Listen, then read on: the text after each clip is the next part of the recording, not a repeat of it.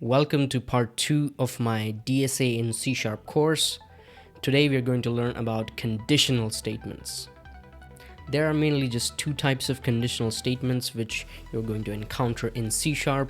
The first one is the if-else statement and another one is the switch case. And in this video we're going to learn about both of these in detail, so make sure you watch the video till the end. So let's get started with conditional statements over here. Firstly, we'll be studying the if-else statement, which has this sort of syntax where you have if followed by a condition and then some sort of code in curly braces. And the code which is written in these curly braces gets executed only when this condition inside the brackets is true. And we usually follow it with an else condition and some more code, which will be executed when this condition in the if block is not true. So let's better understand it with an example. So let's write a simple program to check whether a number is positive, negative, or 0. Here basically we'll have to take an integer n as our number, and let's take it as 5 for example, and basically the condition which we'll check for is if n is greater than 0, in which case we'll just print console.writeLine positive number, and in the other case we'll just print negative number or 0. Let's actually check if this code works. So since n is 5, we should get positive number as our output. And yes, we do get positive number. And let's take the value of n as -5 and check it again.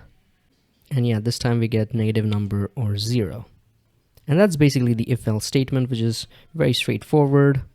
But there is an important addition to the if-else statement, which is known as the if-else-if ladder, which is very useful because if you pay close attention to our problem statement, we were to actually output whether the number is positive, negative, or 0.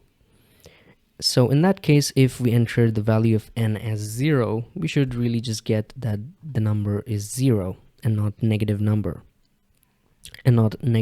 or 0. So in that case, we'll also have to check for the condition when n is 0.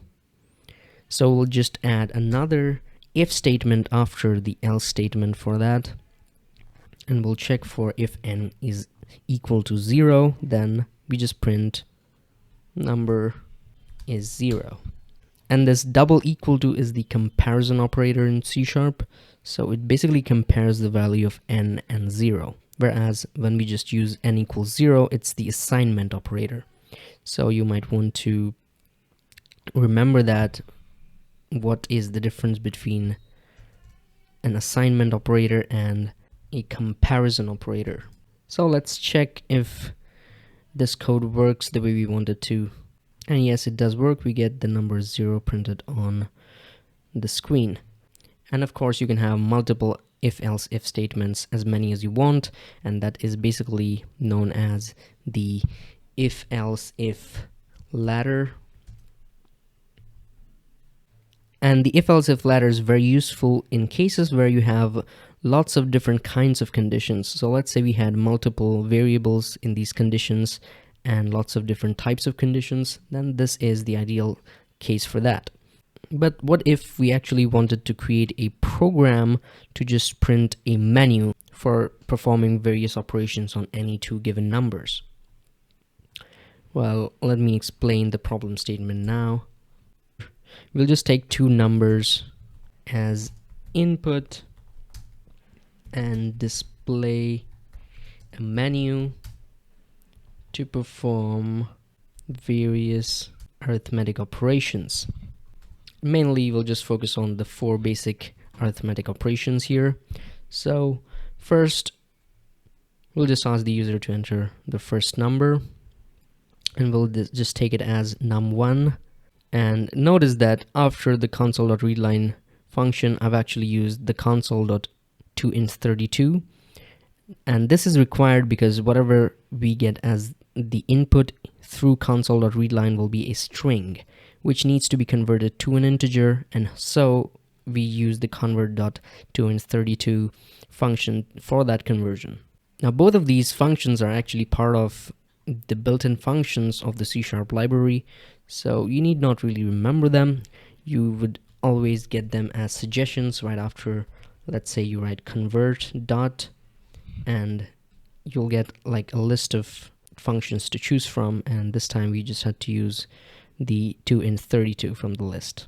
So moving on, we'll ask for another user input and store it in another variable, and now we'll just output the statement select an operation.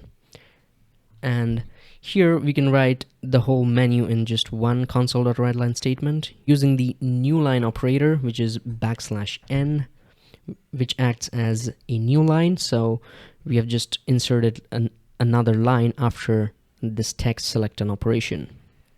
And if we just press enter, we can just write our first operation, which will be addition, and \n again, and enter, \n and enter, multiplication, and finally we have division. So in this case, if we were to create the if-else-if ladder, it will actually make our code quite messy. So in such scenarios, we use another statement known as the switch case statement, because we only have to check for one variable, and let's say we'll just name it as int choice, whatever the user selects out of these operations, and we'll write switch, and inside of it we'll just enter choice followed by some code in curly braces, and that is basically the switch statement. And we follow it up with various cases. So we'll write case 1, which will give us the sum of two numbers followed by a break statement. And in the syntax, we use the $sign whenever we want to output the value stored in the variables inside of these double quotation marks. So if we just write the $sign here, then the compiler will understand that we actually want to access the value of num1 and num2, and the value basically stored in these curly braces. And case 2 will be, of course, subtraction. Similarly, we'll write case 3 as multiplication, followed by case 4, which will be division. So here we've completed the entire switch case statement, but something important is missing here, which is the default statement, which we usually always write in the switch case, and usually it's just going to be invalid input. So the default statement gets executed when any choice other than the ones we've listed in the switch case statement is entered by the user. So let's now actually check if all of this code works. So I'll just execute the code. Now let's enter the first number as 10, second number would be 20, and let's just select addition for now. And yeah, we do get the sum of two numbers is 30. And now let's see what happens when we put in a choice which is not there in the menu. So we'll just enter 10 and 20 again, and let's just select 5. And yeah, it gives us invalid choice. Please select a valid operation. And that's basically the switch case statement, very useful for printing menus. And that is basically it for this video on conditional statements. And most importantly, don't forget to practice both of the statements that I taught you in this video, so the if-else-if ladder as well as the switch case statement, because even if you write just 2 programs on each of these statements, then you'll basically remember them for life, because these are really just very straightforward and basic statements, but still incredibly important. Alright, so I hope you found this video helpful and you learned something from it.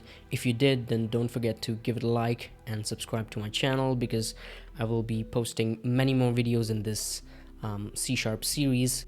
And also make sure to practice all of the codes that I've taught in the video, because if you don't practice yourself, then it's really going to be pointless, because in a few days you're going to forget all of them.